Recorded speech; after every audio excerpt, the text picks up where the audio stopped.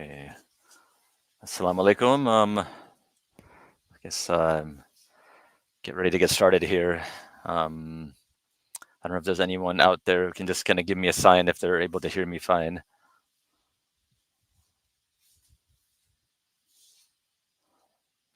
Just wait 30 seconds here, so just to make sure this is working properly.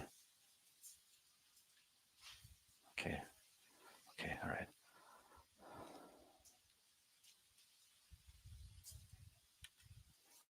Okay. Bismillah. So I wanted to share with people out there a healing modality that people aren't, I don't really think of too much when they think of mental health conditions.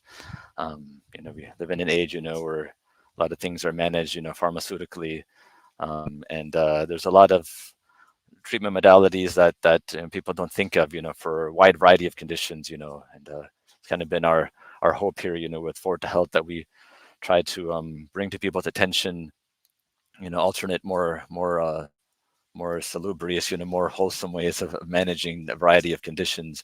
And one of the conditions, that I believe, alhamdulillah, I've had some success with over the years treating in children in particular is with the mental health and emotional conditions.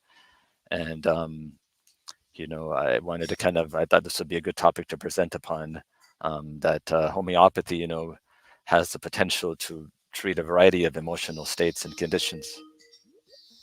I'm sorry.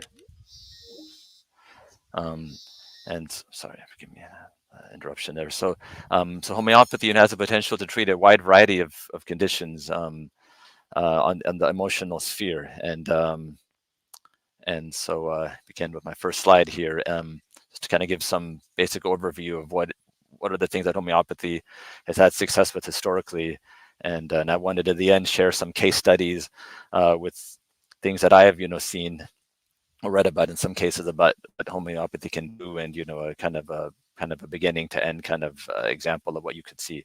So as far as conditions are concerned, I kind of listed the most common ones here: depression, anxiety, excessive shyness, being overly closed, states of grief, states of anger, rage, violence, apathy, and timidity. I should have actually included hyperactivity as one of these as well. And if you kind of just step back, human beings are meant to kind of express emotions, and there's a time and place for everything. And I think it's kind of it's a maybe some type of like kind of spiritual misunderstanding, perhaps you could say, that we're supposed to be like, always this kind of calm, kind of this like, some type of like, yogi Buddha figure that nothing bothers, and I think at times we may think that this is a sign of some type of spiritual elevation, but I think this is a mistaken premise. And all of these emotions, getting sad, getting angry, wanting to be left alone, for example, these are all normal states. But if these things go on for too long and kind of go beyond, what would be considered like a kind of a healthy modicum, then that's where where things should be done, and treatments should be looked at. And so as far as these are conditions that homeopathy has helped with. And just to kind of just give how people may have different familiarities with remedies in homeopathy, but like in terms of like hyperactivity, there's remedies such as tarantula, tuberculinum. There are like for excessive shyness, there's been success with, like, for example, Variata carbonica. Being overly closed, mercurius, natrum muriaticum can be remedies. Anxiety, again, there's wide variety of remedies, but amongst the common ones can be arsenicum, and phosphoric acid. Another one, sorry, phosphorus, not grief is phosphoric acid. So arsenicum, phosphorus for anxiety, grief states. We have remedies like natmur, phosphoricum acidicum, and agnasia, amongst the common grief remedies. Interesting about homeopathy is really that these kind of like just general kind of descriptions here, but in terms of how what are the events that lead to coming into these states. People can go into states of grief for a variety of reasons. They can have a loss, of a close person. Um, Sometimes, they can have some type of even like pathology. Like a stroke can cause grief in some people, and so depending on what's the situation, that can be an interesting factor to consider when it comes to like what remedy people need.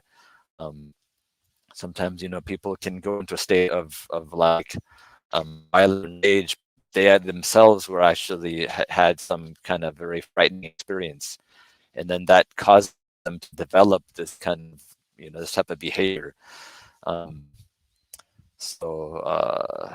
sometimes there's genetic predispositions. Sometimes we have this belief of miasms that there's a genetic dispositions, and these kind of lead to like certain presentations that are just kind of people have like a natural disposition to words, and but again, if you treat that homeopathically, you kind of recognize this inherited disposition. You can act like with these variety of states, in particular anger and rage, and it can be with tuberculinum, which can be a inherited disposition, inherited miasm that someone has kind of taken from their ancestors. All right, so let me see. I'm just gonna go back here, make sure things are okay here. Okay, inshallah you guys can hear me still. Okay, so why homeopathy? There's many things that are out there. There's many types of treatments. There's allopathic treatments. There's other treatments in the world. Why homeopathy? From our perspective, homeopathy is a non-toxic form of treatment. It's the remedies are actually energetic in their origin, so they actually do not contain, for the most part, any physical substance, but it's rather an energy that's derived from physical substances. And so, by nature, homeopathy is not toxic.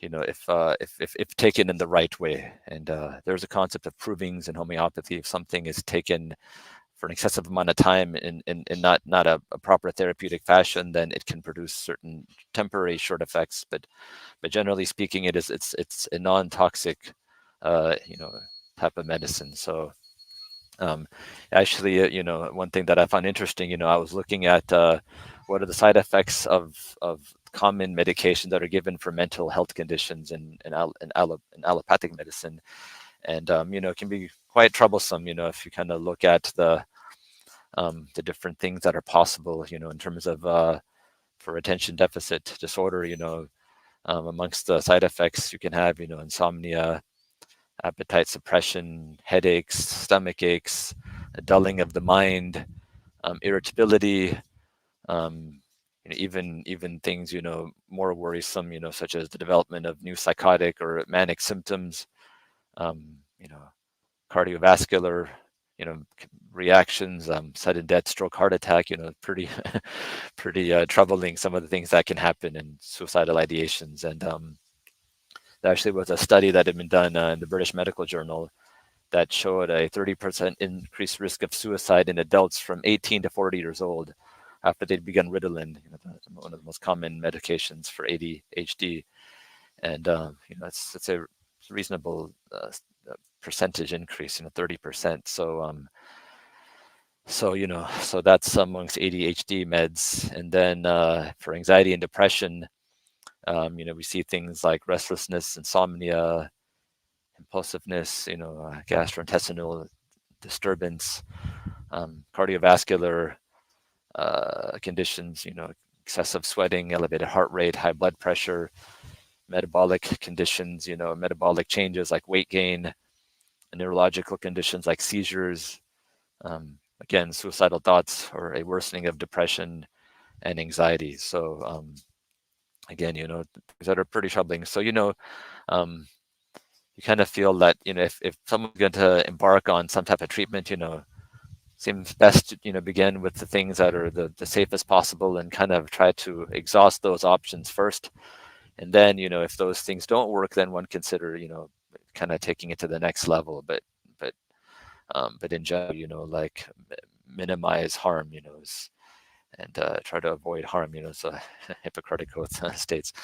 So the other option, the other advantages of homeopathy are, that it actually has the potential to get at the root cause. That you're actually, not kind of treating something symptomatically, but you're actually able to kind of get at the root cause. You can cause a change, a lasting change, a true healing from within, which I think is priceless. I mean, it's with some of these medications, there's a potential that one may have to take them for for years, and sometimes even for life. It's the that potential exists.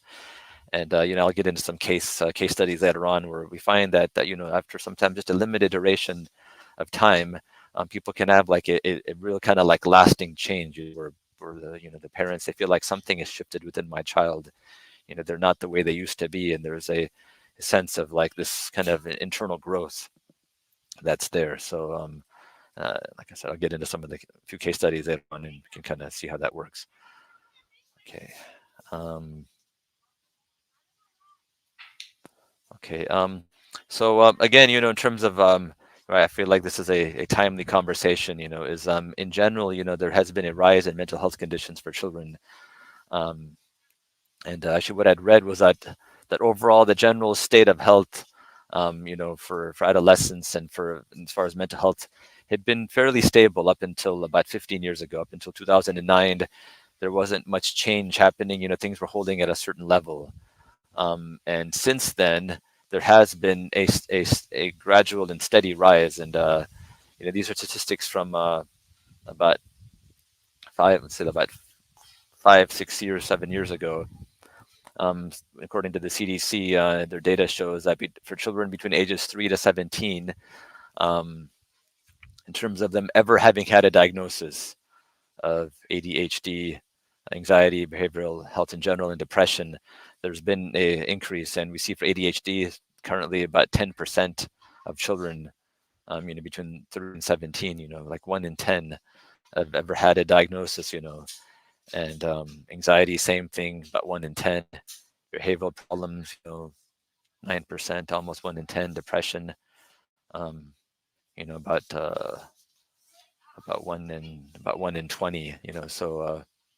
So these are actually numbers from up until 2019, and actually post-pandemic, actually there these conditions have they kind of had like a supercharge. They've been climbing at even higher rates. So this is a growing problem, unfortunately, in our communities. Another interesting statistic I saw was this Pew Research Center has been taking surveys of parents, and asking them what their top concern is, for as parents, and they found that 40% of parents, are extremely or very worried about their children struggling with anxiety or depression, and 36% say or I should say they're somewhat worried. And I decided to look back and contrast this with when I was a child growing up in the 1980s. At that time, kidnapping and teenage pregnancy were the biggest concerns of parents. But now those issues have been overtaken by even bullying, which I think was maybe a concern, still a concern. But I think that it perhaps become I feel like something I should hear about more prior to the pandemic. But now. Mental health seems to kind of be first and foremost on the minds of many people, parents. Okay, so actually, let's see. Okay, how should I order this here? Okay, maybe I'll kind of fluctuate. So before I get into the case studies, I wanted to kind of discuss, some general suggestions and kind of we in homeopathy we have this concept of obstacles to cure. And this means that sometimes there can be certain barriers to treatment that have to be eliminated if the remedies are to really work well. And for example, on the physical realm of someone living in a moldy, fung-infested home, the best remedies for health, or for the best homeopathic remedies, won't work unless the person moves into a cleaner environment, where they kind of can get fresh air and not have to inhale all these, all these toxic particles. Likewise, someone suffers, they have some type of electromagnetic sensitivity, and they live, right next to like a cell tower.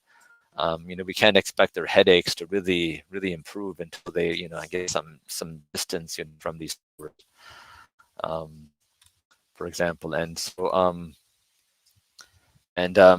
likewise, there's other general suggestions, that we would say, that for children and human beings in general to really enjoy like a high level of health, certain things should be in place, and if these things quite aren't, largely in place, then there's going to be a consequence on health and on mental health. I came up with a few things which I thought we're discussing a bit. The first one is just, sounds kind of, common sense and cliche, but love. We're all like beings that need love, and if love isn't received, then there's going to be, we're social beings. We need others that show us concern and affection and nearness, and so that's where it's, it needs to be taken into consideration. Quality time is another one. I'd read a recent study in the UK that showed that on average parents spend 5 hours per week in face-to-face time with their children. 5 hours a week, not day, but per week. And the parents mostly blamed, surveyed parents mostly blamed TV, social media, and phone time as the reasons for the loss of family time. But yes, as much as people can spend, quality time with their children, have meals together, just have one-on-one FaceTime, where they're not distracted, not trying to do something else at the same time. Just kind of sitting down, eye to eye with their children. It's goes without saying, it's quite important. Real human interaction, limiting social and device time. There was interesting. A study had been done, or a recent report actually been released by the U.S. Surgeon General, just maybe in the last 2 months, on the epidemic of loneliness and isolation, and how much this issue has kind of become like a epidemic in our society. Just people feel alone and feeling cut off. The Surgeon General, from what I can gather, seems to me a very sincere individual. I think he's actually of like South Asian, Indian origin, and I believe he'd done like kind of a bit of like a nationwide tour, just getting to know people, talking to people, just connecting with common Americans. He was taken aback how many people were saying how lonely they felt, and when we think of loneliness, it's not just someone feels alone, but there actually there's a lot of health ramifications that come, and which I actually intended to include this in my slide, and I think I somehow lost track, but they actually done a comparison on the adverse health effects that come from different things, and they looked at tobacco, and they looked at other things, and they actually found that if I believe correctly, that loneliness and social isolation were actually more deleterious on the health of people than even smoking, which I was quite surprised. We really kind of think of inhaling toxins, direct toxic inhalation as being like the worst thing we can do for health, and this actually showed that no, actually the mental condition of people actually is how they interact with others and how they feel with others, with society, is many times more powerful than something like cigarette smoking. And, so actually kind of interesting, and maybe that's a little tangent, but in homeopathy we actually do consider that the mental health, actually mental emotional health, that mental emotional health is actually when we look at people's overall state of health, we actually weight the mental health like more than the physical health. The mental is first, emotional is second, and the physical is actually third. And when we take a case and we kind of look at what's happening with people, we actually find that that will actually like weight the emotional health the most when we're deciding on a case. If there's some depression, if there's depression and someone has got some asthma, we'll give quite a bit of weight to the depression when it comes to choosing the right remedy for the person. So it's interesting that being said, that they found that these issues of loneliness and isolation have more powerful effects than even physical toxins. And one of the conclusions of the report was that loneliness and social isolation actually increased the risk of depression and anxiety for children and adolescents. And that risk remained high for 9 years after. So even if there was a period of these things that were there in the life of one, that the effects could actually remain for almost a decade later. So it's quite heavy. Okay, going back, just a couple other things worth mentioning here in terms of things to consider, general suggestions and obstacles to cure. One of them, being just fresh air and sunshine. Again, I came across another startling statistic that the average American child spends 4 to 7 minutes playing indoors and 7 hours a day in front of a screen. When I first read that, actually, I thought it said 4 to 7 hours uh, playing indoors and 7 hours in front of a screen. And I thought, okay, 4 to 7 hours, 7 hours, a screen, okay, that's an imbalance. But then it wasn't hours, it was minutes. So it was 4 to 7 minutes. Actually, sorry, I made a mistake here. Actually, forgive me. 4 to 7 minutes playing outdoors, not indoors, outdoors. So 4 to 7 minutes playing outdoors a day, and 7 hours indoors in front of a screen. So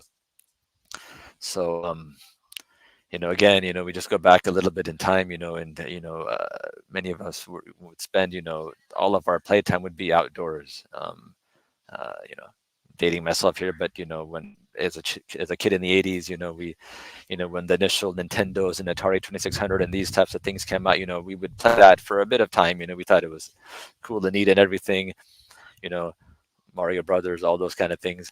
But then, we were outside, just playing catch and doing things. But unfortunately, you know, playing outdoors, it seems like unless a child is like on some kind of a team, a soccer team, a football team, um, those things aren't there in place, then almost all the time is being spent exclusively inside. And interesting, they actually have come up with the term, some of these therapists with the term called nature deficit disorder, so, meaning that that there is a serious like deficiency that is there, um, and you know that it's become quite having serious ramifications on health. Um, the last thing that worth mentioning, that I thought was to talk about is also diet. And diet again, is a um, can have an effect on mental health. It's not just causing obesity and diabetes and those types of things that people think about, but even as far as mental health is considered, um, just to I would say, just to kind of begin with, is that we should try to encourage a clean diet, one that's kind of free of, as much as possible, artificial colors, artificial flavorings, additives, preservatives. People vary in their sensitivities to these things, but they are, fair number of children that just from having artificial preservatives, red 40 and all these types of things, it will actually cause them to become hyperactive. And so as much as we can, we should kind of try to keep the diets of ourselves and our children as clean as possible, without getting into really specific types of diets, ketogenic, Mediterranean, all these types of FODMAPs diets, all these different things, but just try to keep things clean, just as much as people can ideally eat organic. Um, you know, trying to eat foods that promote a healthy microbiome, you know, getting enough, you know, vegetables, having a variety of foods, um, you know, minimizing wheat, trying to have more ancient grains. You know, modern wheat is hard on people's stomachs. It's hard on, it can cause damage to the lining of their stomach. So ideally kind of trying to have more ancient grains in their diet. Um, you know, millet, spelt, kamut, corazon, these other types of barley types of grains that are simpler on the lining of the stomach. Um, if the lining of the stomach gets damaged, then things get into the bloodstream that don't belong there, and it can affect the nervous system.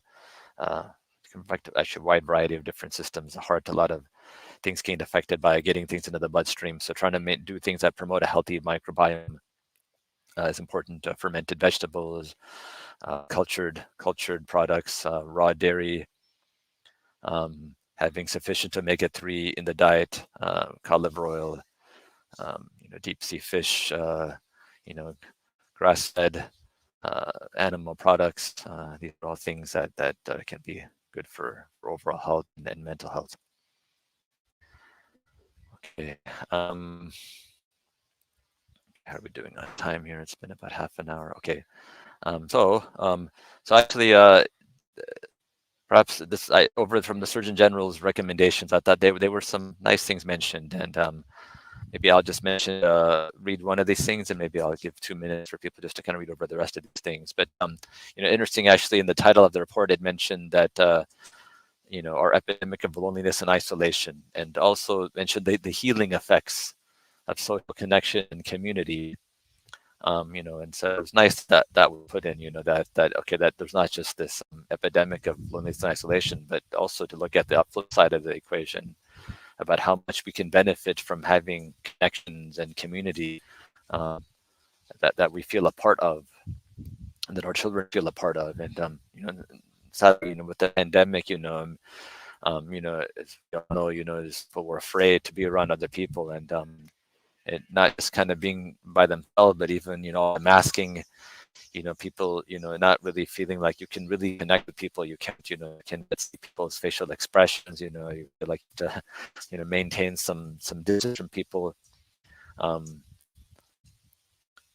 my daughter actually told me something interesting that she had come across that, you know, depending on the generation, you know, we've been able to kind of bounce back, um, you know, depending on our generation, you know, what we're used to, and you know, for, you know, people that kind of had lived, you know, many years without the pandemic restrictions, you know, we're able to kind of go back and try to connect and have actually desire to kind of try to connect with other people again. But for people that were, you know, for youth, you know, that had their formative years, you know, during this time, um, you know, wearing masks and having to keep distance from people, that's kind of what they've come to know. And it's not so easy for them to kind of just feel that they just want, they can easily just kind of go back and connect and kind of want to be with people. Um, and so again, so the healing effects of social connection and community, you know, is, I thought was well said. And so amongst the recommendations, you know, here was to help children and adolescents develop strong, safe, and stable relationships with supportive adults like grandparents, teachers, coaches, counselors, and mentors. Um, so as much as we can find, you know, I mean, we definitely need our children to feel connected with you know, with their own families, you know, to have quality family time, doing things together, eating together, you know, just hearing one another. But but beyond that, you know, other people in the community, there can be supportive connections. You know, these are things that we all need. Um, Perhaps if you want to just take a minute or two just to read over the other recommendations here, I think I tried to pick out the ones that I thought were most salient.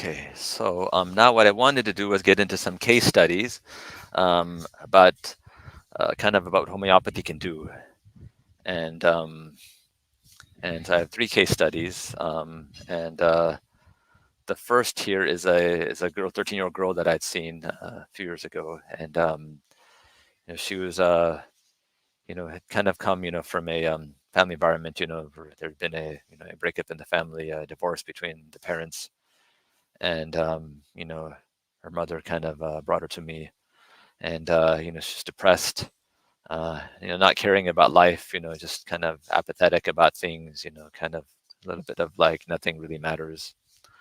But at the same time, also violent. So it wasn't just apathetic and just kind of, but let's, seeming suppressed anger, violent, hitting her sister, smashing objects in the house. Also, this lack of compassion and concern for others. Um, Abnormal sleep habits, very strange. I could be up for 36 hours straight and then can sleep for 18 hours in a row. So it's, very, dysfunctional, can't, school becomes, difficult, even if one is, doing some type of virtual school to have this type of sleep pattern. And mother taken her as well, and prior to starting homeopathy, your mother taken her to a neuropsychologist and was diagnosed as intermittent explosive disorder. So that's kind of what we started off with. And what we did was then just take her case, homeopathically. Um, homeopathy, I mean, so I'm focusing here on the emotional state, but the way homeopathy works, and you kind of take a whole case, so the emotions are actually the most important thing to look at, but you also look at other factors, like this, the sleep was an interesting side point. Other factors have, need to be looked at. There's other health, physical conditions going on with respiration, with musculoskeletal system, with we also look at like food habits, how is the appetite, how is the thirst, what is desired, what foods are craved, what foods are maybe they're being aversion to, how do they sleep, what position they sleep in, these are all things that are looked at. And then based on these totality of symptoms, we decide upon a remedy. And so I decided to begin with a remedy called Natrum Eroticum, that can be one of the remedies for grief, and decided to give that. And we found that at the initial follow-up that there had been a change and that she'd become calmer and less aggressive, and there was also some improvement with appetite towards life. But but at this point, at the first follow-up, that there had been some change, but there was still some work to be done. And so then I added, the next remedy I gave was one called carcinosin, and we call it LM potencies. It's another type of remedy, type of dosing. And then at the follow-up, we noticed that her aggression had become much less, and she started to become more open towards receiving affection. But at that point, if initially if the mother hugged her, she was just visibly uncomfortable, but there was some shift in receiving affection, and the depression became noticeably better.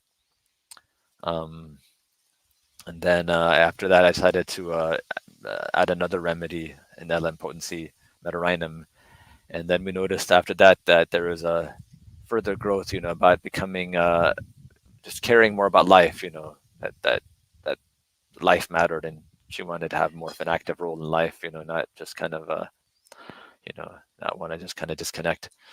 And interestingly as well, her compassion and consideration for others became considerably more. And the sleep habits began to normalize as well. So, rather than being awake, for 36 hours or whatever it was, that there was a more normal sleep habit developing. That when the night came, there was, rather than going to sleep at like 2 a.m, this going to sleep at a more reasonable time. And the remedies were given for about over a 6-month period. And then after that, we'd kind of just to kind of watch and wait, and the improvement was actually kind of still gradually occurring, despite the fact that no remedies had been given. So again, going back to what I had mentioned on previous slide, that this limited duration of treatment is possible. That you can do something. You focus, for a bit of time, but then once things kind of shift, then there's not the same need for remedies. And remedies, I think in the last case study I'll get into, there can be a mention of when remedies are needed, but this kind of like regular kind of treatment, it's not needed. And often what we find with homeopathy, we kind of do the initial case, and where the most time investment kind of is necessary. You kind of take a good case, give a remedy, and then you follow after a month. And then, like so above, for example, we give a remedy, waited about a month or so, and then at a follow-up, and then you're looking for certain things to kind of start to shift. And sometimes there can be an aggravation, there can be, which we should consider in a way like a type of healing crisis, where there is sometimes like a discharge, a discharge, of some suppressed emotion that comes out, and so, for example, the person had not cried for some amount of time in their life, then all of a sudden now there's like some crying that can take place, and again, this kind of shows the importance of healthy expression. If my own first teacher in homeopath, Kim Marcelletta, when I would speak with him, he would ask me, when was the last time that you cried? And I thought it was I had to kind of think hard in the beginning. Looking back, there wasn't a healthy expression, of emotions. I was not really crying, and and it's not healthy. We were meant as human beings to, have times in life that we do cry and we do release, and we have like a gamut, we have like a range of emotions that we express, and so being closed, never crying, these aren't healthy states to be in. And people would say that these suppressed emotions, if maintained for a long amount of time, actually they're toxic.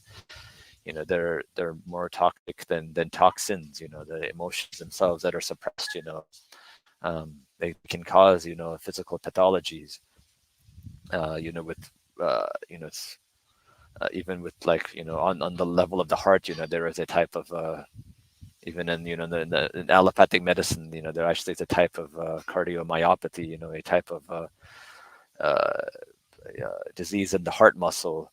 It's kind of enlarged heart, that can come from grief. I forgot the name. It's a Japanese term, starts with a T, but that even they mention in allopathic medicine, and this can occur from grief. And so emotions are not meant to be suppressed, and often we're happy after remedy if there is some discharging or some outward expression of emotions that haven't been shown in some time.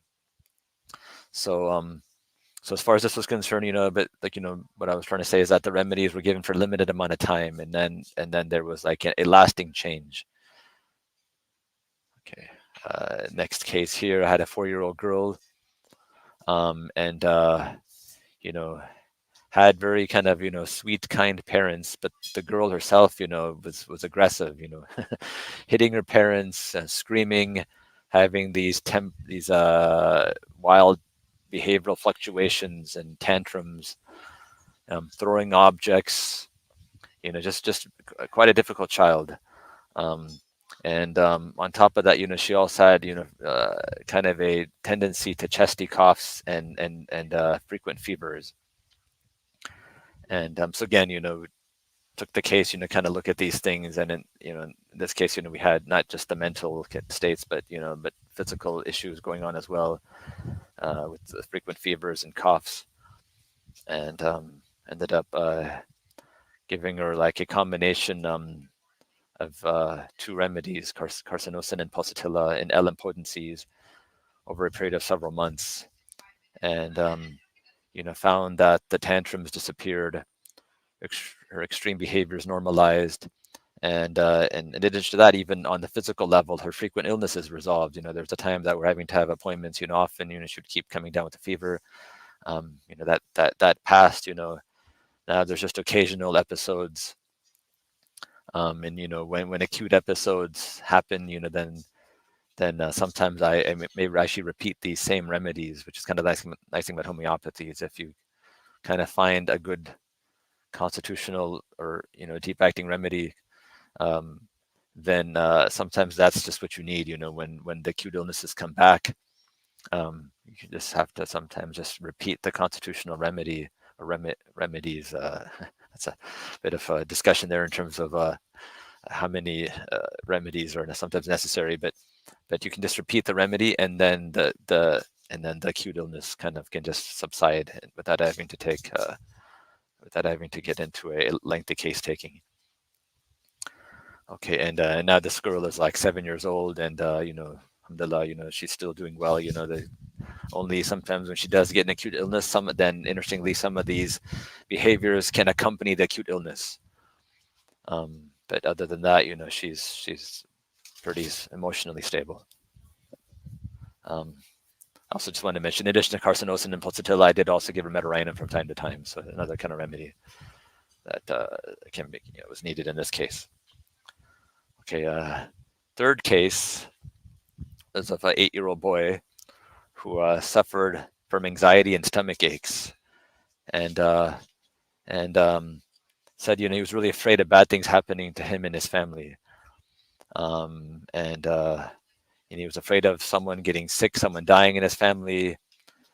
He could act impulsively when fears got the best of him and would hide under his bed, or just refuse to go into the basement. Easily distracted at school. And the interesting thing was, in this child's case, his issues kind of began after there was like a bad storm. A tornado came through a neighboring town, and he became very worried. It kind of went in deep, and from that point on, he just became very worried about any type of like severe weather events. If there was anything like a tornado, hurricane, a snowstorm, he actually used to watch the Weather Channel compulsively and ask his parents many times a day if they were going to be okay today and tomorrow. And kind of odd, but subhanAllah, like, especially with children, sometimes, the fears can go in very deep. If something happens, an earthquake happens, something that really shakes their sense of security, it goes in deep. And in this case, went in, emotionally as well as physically, and having anxiety and stomach aches. So this is how we came in. And again, full case was taken, and it was decided to give him argentum nitricum. And after 5 weeks, he came back and said, "I'm not a scaredy cat anymore." He was actually was just more calm. Things didn't bother him to the same degree. He could just stay more focused. Wasn't distracted by these thoughts all the time. That what's going to happen. Am I going to be okay tomorrow? Are my parents going to be okay? Able just to kind of relax. And again, I mentioned, like in the last case, this fit in well as a constitutional remedy, and actually covered him for many years.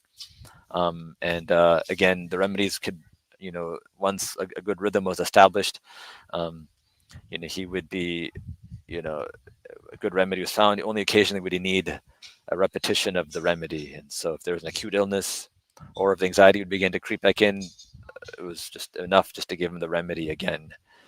So again, a nice case, where you kind of put in the time in the beginning, have the proper follow-up, make sure things are going well, and in the beginning, just do those, get the proper rhythm established, and after that, then you can relax. The appointments are needed with the same frequency, and you can have a good run then. Okay, so let's see here. Assuming this is working properly, I wanted to open up the floor here, and actually see if people had any questions or comments about anything that was said.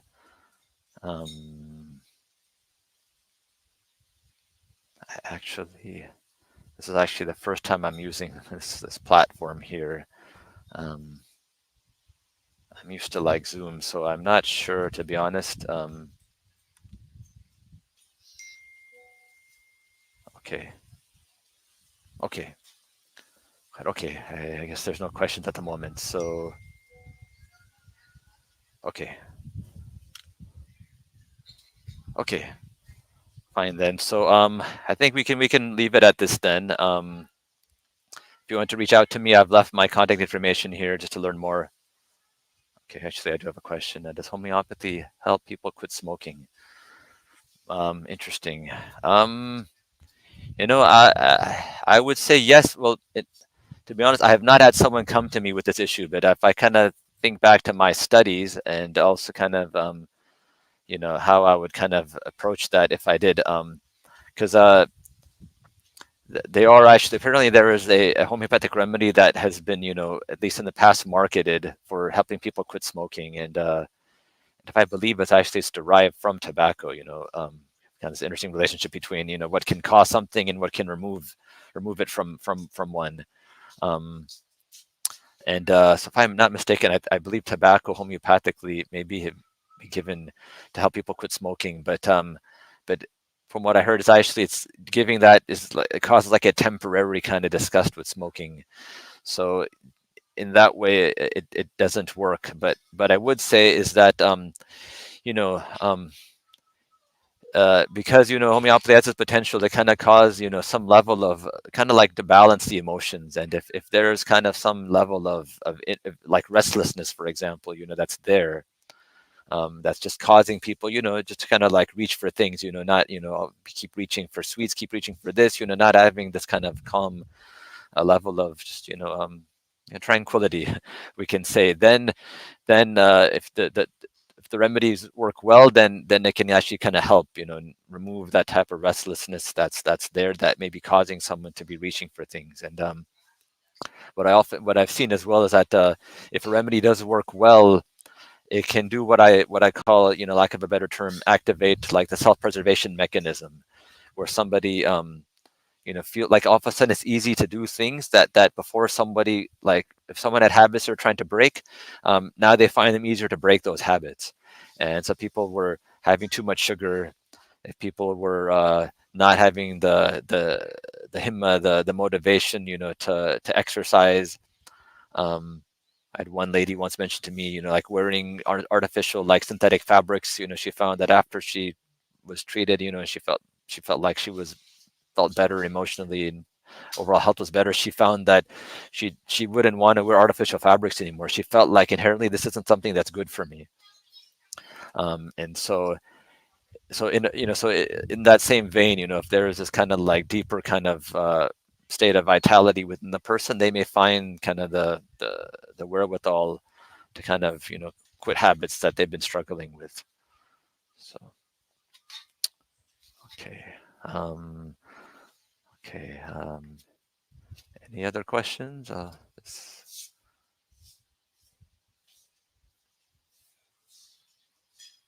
Okay, all right. So I left my contact information there. You can feel free to look at my page on the Ford Health website, and my email address is there too. If just someone wants to reach out to me, I'd be happy just if you have something. And I do have free exploratory sessions.